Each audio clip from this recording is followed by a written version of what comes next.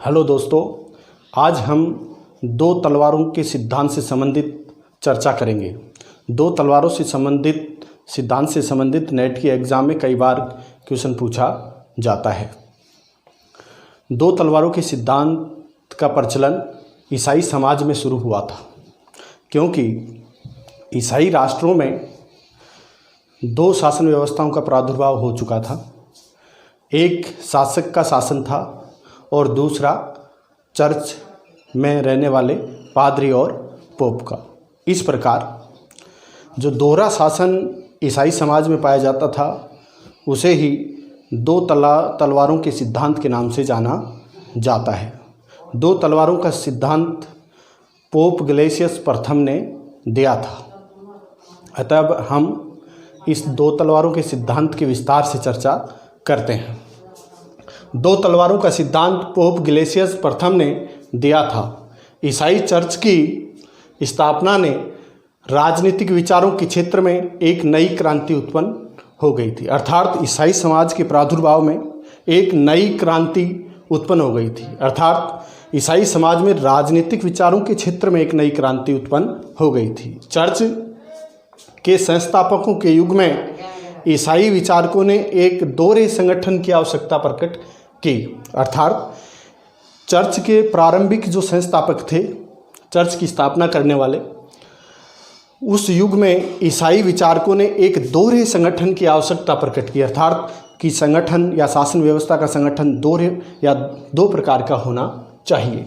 यह दोहरा संगठन दो प्रकार के मूल्यों की रक्षा के लिए आवश्यक था। अर्थात उन्होंने सामाजिक जीवन में दो मूल्य माने और उनकी रक्षा के लिए दो प्रकार के संगठनों की आवश्यकता प्रकट की। लौकिक मूल्य एवं हितों के लिए, अर्थात वो दो मूल्य थे, एक तो लौकिक मूल्य और दूसरे व्यक्ति के व्यक्तिगत हित या सामाजिक हित इसमें शामिल किए गए। ईसाई विचारकों ने कहा कि आध्यात्मिक हित और शाश्वत मुक्ति चर्च के विषय हैं। अर्थात ईसाई जो विचारक थे उन्होंने कहा कि आध्यात्मिक अर्थात धार्मिक हित और शाश्वत मुक्ति अर्थात इस जीवन से मुक्ति या मोक्ष की प्राप्ति ये चर्च के विषय हैं और वे धर्माचार्यों की शिक्षा के अंतर्गत आते हैं। अर्थात ये दोनों विषय धर्मगुरुओं की शिक्षा के अंतर्गत आते हैं, जिसमें बिशप, पादरी और पोप जैसा भी निर्णय दें उसके अंतर्गत आते हैं।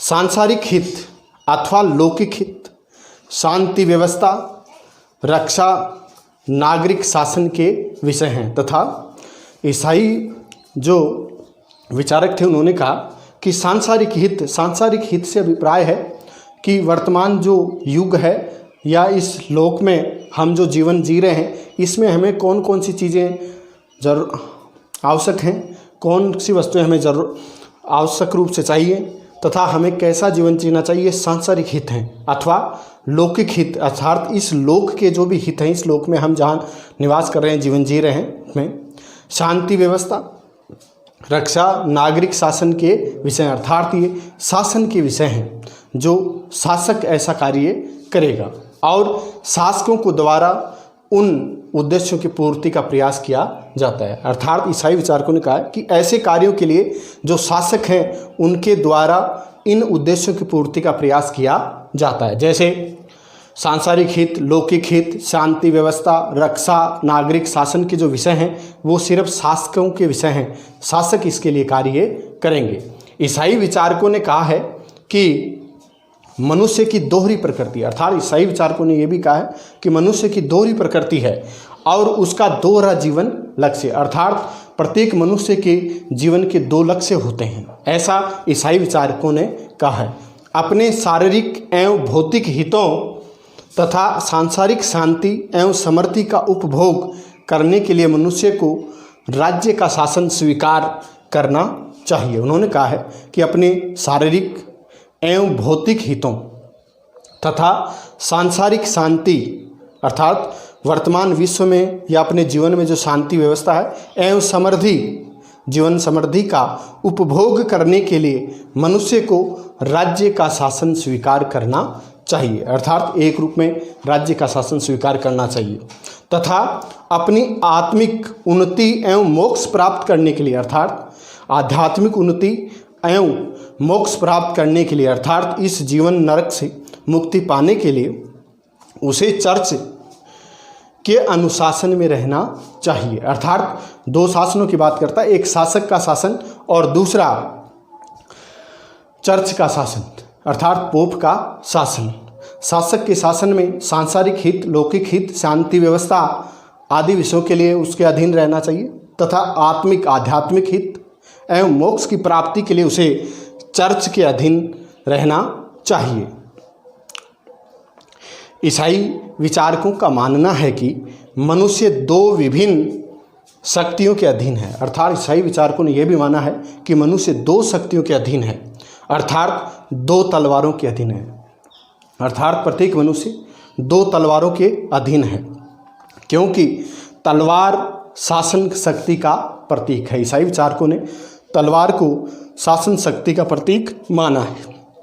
इन प्रारंभिक चर्च पिताओं ने, अर्थात जो चर्च हैं उनके पादरियों ने या फादरों ने कहा है कि परमात्मा जो समस्त शक्तियों का स्रोत है। अर्थात ईसाई धर्म गुरुओं ने कहा है कि परमात्मा सभी शक्तियों का स्रोत है, अर्थात समस्त शक्तियों का स्रोत परमात्मा को माना है।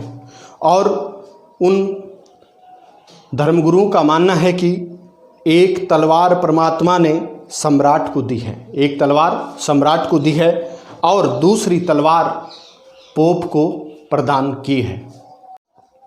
प्रभु ईसा ने प्रदर्शित किया है कि संसार में दो प्रकार की सत्ताव शक्तियाँ हैं। अर्थात प्रभु ईसा ने प्रदर्शित किया कि संसार में दो प्रकार की सत्ताव शक्तियाँ होती हैं, राज्य और चर्च, जिनमें उन्होंने बताया कि एक राज्य और दूसरा चर्च। इन दोनों शक्तियों में सहयोग व समन्वय होना चाहिए। ईसा ने कहा है कि इन दोनों शक्तियों में सहयोग व समन्वय होना चाहिए।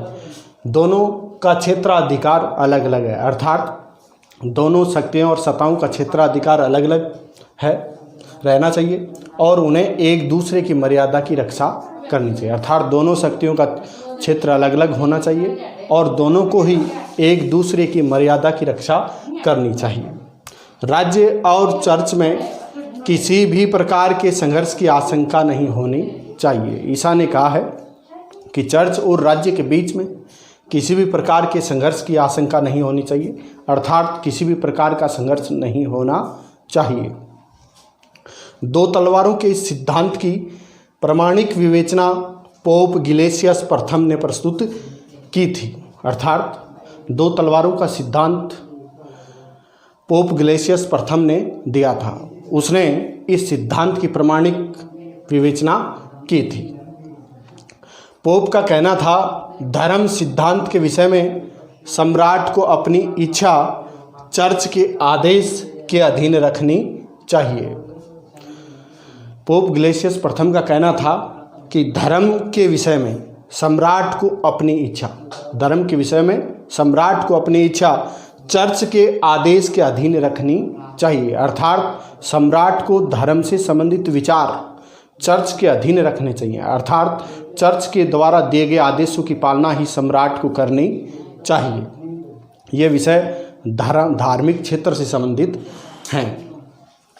धार्मिक मामलों में सम्राट का कर्तव्य है पोप से कुछ सीखना। अर्थात पोप ने कहा है कि धार्मिक मामलों में सम्राट का कर्तव्य है कि पोप से कुछ सीखना, अर्थात जो धर्मगुरु, पादरी, बिशप जो भी हैं उनसे कुछ सीखना है, उन्हें सिखाना नहीं। अर्थात सम्राट धर्म से संबंधित पोप को ज्ञान नहीं सिखा सकता, अर्थात धार्मिक गुरुओं को ज्ञान नहीं दे सकता, धर्म से संबंधित विषय पर कोई प्रश्न खड़ा नहीं कर सकता, जबकि धार्मिक क्षेत्र में सम्राट चर्च के अधीन रहकर ही कार्य करेगा।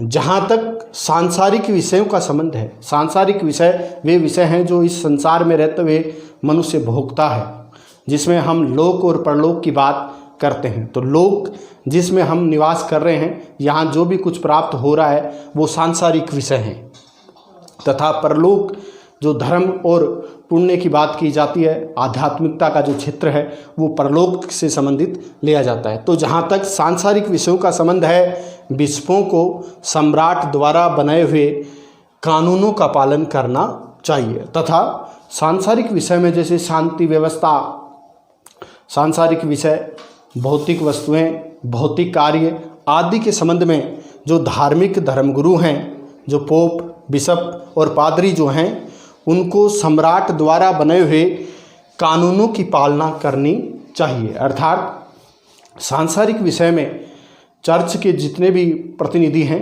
उन्हें सम्राट के द्वारा बनाए हुए कानूनों की पालना करनी चाहिए। सार रूप में दो तलवारों के सिद्धांत का अभिप्राय यह है कि संपूर्ण मानव जाति एक समाज है। अर्थात सार रूप में हम कह सकते हैं कि दो तलवारों के सिद्धांत का अभिप्राय यह है कि संपूर्ण मानव जाति एक समाज है। अर्थात संपूर्ण जो मानव जाति है विश्व की वो एक समाज है, किंतु उसकी आध्यात्मिक एवं भौतिक आवश्यकताओं की पूर्ति के लिए ईश्वर ने दो सत्ताओं का सर्जन किया। अर्थात जो मानव जो समाज संपूर्ण विश्व का है उसकी आध्यात्मिक मतलब धार्मिक एवं भौतिक जो सांसारिक आवश्यकताओं की पूर्ति के लिए ईश्वर ने दो सत्ताओं का सर्जन किया है। अर्थात ईश्वर ने दो शक्तियों का निर्माण किया है, एक आध्यात्मिक सत्ता का, अर्थात एक धार्मिक व आध्यात्मिक सत्ता का, और दूसरी लौकिक सत्ता का। ये दो शक्तियां हैं, धार्मिक सत्ता और लौकिक सत्ता।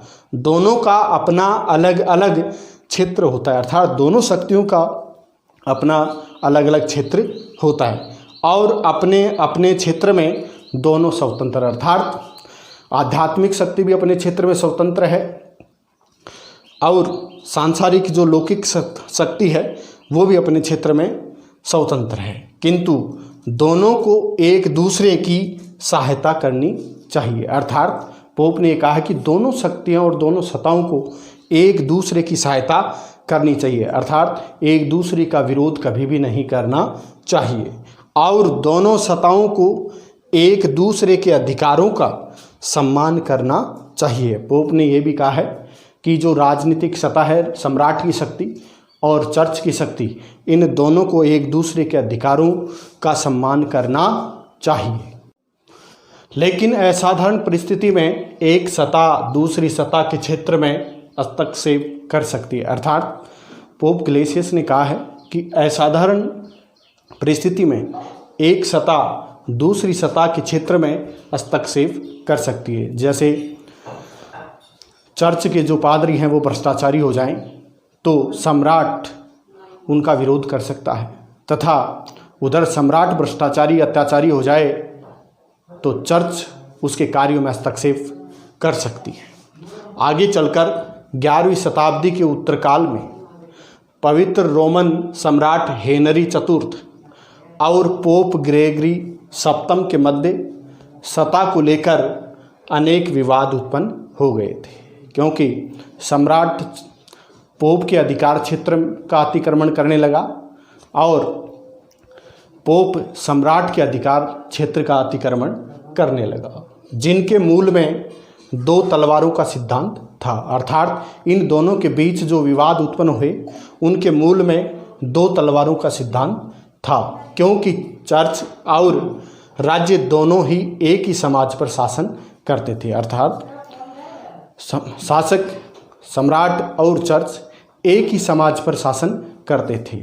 इस प्रकार दोनों के बीच में विवाद उत्पन्न होना स्वाभाविक हो जाता है, क्योंकि एक म्यान में दो तलवार समा नहीं सकती और दोनों के अधिकार पूर्णतः सुरक्षित नहीं थे। अगर दोनों एक ही समाज पर शासन कर रहे थे, ऐसी स्थिति में दोनों के अधिकार पूर्णतः सुरक्षित नहीं थे। कभी पोप सम्राट के अधिकारों का अतिक्रमण कर रहा था और कभी सम्राट पोप के अधिकारों का अतिक्रमण कर रहा था। इस प्रकार दोनों के अधिकार सुरक्षित नहीं थे, इसलिए झगड़े अनिवार्य हो गए थे। इस प्रकार झगड़े होने शुरू हो गए थे। दो तलवारों का सिद्धांत पोप ग्लेसियस प्रथम ने दिया था।